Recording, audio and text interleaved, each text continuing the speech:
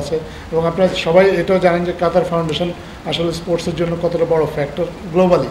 তারা সারা বিশ্বেই আসলে বিশ্বের ক্রীড়াঙ্গনের অনেক ক্ষেত্রে তাদের বিনিয়োগ আছে এবং আমরা বিশ্বাস করি যে এই সফরের মধ্যে দিয়ে তাদের সাথে যে যোগাযোগটা স্থাপিত হলো, এই যোগাযোগের ধারাবাহিকতায় ভবিষ্যতে আমরা তাদের কাছ থেকে ক্রীড়াক্ষেত্রে অন্তত খুব সিগনিফিক্যান্ট কিছু সহযোগিতা পাবো। তারা অলরেডি কিছু বলেছে যেগুলো একেবারে স্পেসিফিক হয়তো না, কিন্তু তারা বলেছে যে আমাদের মেয়েদের খেলাধুলার জন্য একটা ডরমিটরি যদি করে দেওয়া যায়, যাতে মেয়েদের ক্রীড়াঙ্গনের যে আবাসিক যে সমস্যাটা, এই সমস্যাটা যাতে সমাধান হয়।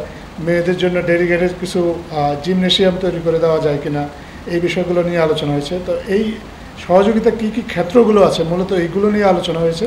তারপরে পরবর্তীতে আমাদের যারা কর্মকর্তা পর্যায়ে আমাদের মন্ত্রণালয় থেকে বা দূতাবাস থেকে এগুলো নিয়ে আলোচনা হবে। আস্তে আস্তে আলোচনাগুলো এগিয়ে নিয়ে গেলে আমরা আরও মিনিংফুল কোনো কিছু একটা দেখতে পাবো বলে বিশ্বাস করি। ধন্যবাদ।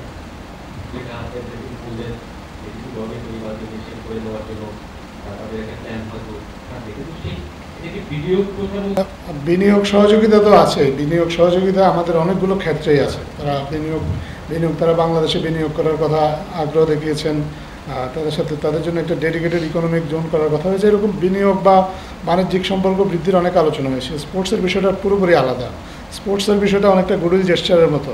আপনি দেখেছেন যখনই আমরা স্পোর্টসের সহযোগিতা নিয়ে অন্য অন্য দেশের সাথে এর আগেও আলোচনা হয়েছে, এগুলো অনেকটা হচ্ছে যে সৌজন্যমূলক বা একটা সম্প্রীতির যে বন্ধনটা দুইটা দেশের মধ্যে, এই সম্প্রীতির বন্ধনের জন্য স্পোর্টসটাকে সবসময় গুরুত্ব দেওয়া হয়।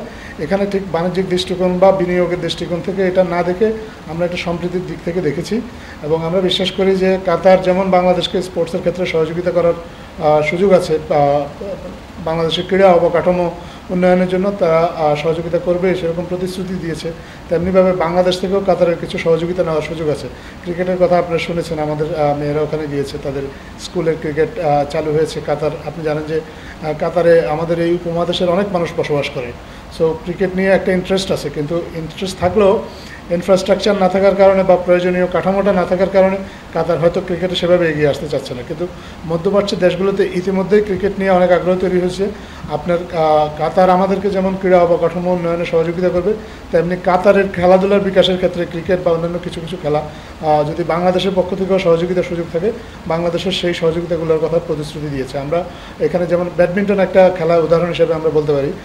ব্যাডমিন্টনের ক্ষেত্রে আমাদের ব্যাডমিন্টন হয়তো খুব বেশি এগিয়ে নেই, কিন্তু কাতার ব্যাডমিন্টন খেলাটা মাত্র শুরু করেছে। তাদের অনেকে এখনও ঠিকভাবে র্যাকেট ধরতে জানে না, কিন্তু আমরা এর মধ্যে জেনেছি যে বাংলাদেশ থেকে বেশ কয়েকজন ব্যাডমিন্টন কোচ কাতারে গিয়েছেন। এভাবে কিছু কিছু খেলা আছে যেগুলো যে আসলে পারস্পরিক বিনিময়ের মাধ্যমে আমরা আসলে উভয় দেশই যাতে উপকৃত হতে পারি সেটা নিয়ে আলোচনা হয়েছে এবং এই আলোচনাটা ক্রমাগত এগিয়ে যাবে। ধন্যবাদ। আসলে আমন্ত্রণটা